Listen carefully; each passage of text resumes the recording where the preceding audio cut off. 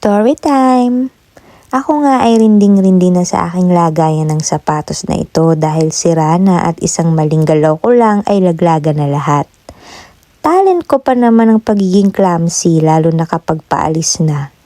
Kaya bumili na ako ng maayos-ayos. Ito nga at dumating na ang order ko from Amazon. Hindi ito sponsored.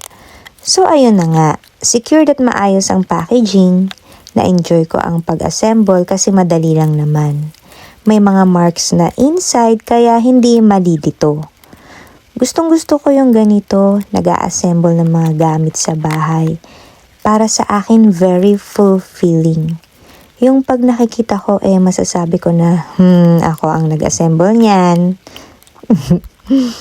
Pinaka na proud ako sa sarili ko nung first time ko maka-assemble ng computer desk nung nasa Saudi pa ako. Mga 3 hours ko siguro siyang ginawa. Nasundan pa yun ng computer desk ko dito sa Ireland. Upload ko soon para makita nyo kung paano ako nahirapan. So back to the shoebox storage. Very sturdy talaga siya. Hard plastic ang all sides. Meron kasi akong nabili na ganito sa Pinas dati na thin plastic siya.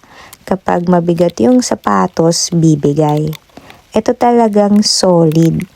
Goods naman talaga at nakaka-happy itong na-purchase ko. Lakas makatita ng happiness na ganito. Maayos na lagayan ng sapatos, masaya na. May sobra pang connectors. Mas okay kaysa kulang. Mukhang makakabili pa nga ng isang set. Shoes kasi ang kahinaan ko. Saka na kapag may OT na ulit. Nilagyan ko din ng dehumidifier sa loob para di amagin ng shoes. May butas din naman yung hawakan kaya may ventilation. At talaga namang sisipagin kalinisan ng sapatos bago ipasok sa loob dahil sa ganda. Kasya pala dito yung mga high cut na shoes. Kung sa boots naman na regular height, kasya pa din naman. Matagal ko na gusto bumili ng ganito kaso medyo pricey siya pero yun nga, nagising na lang akong buo na ang desisyon ko at bumili na ako.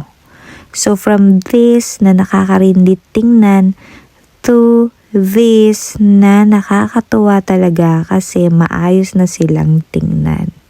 Yun lang, bye!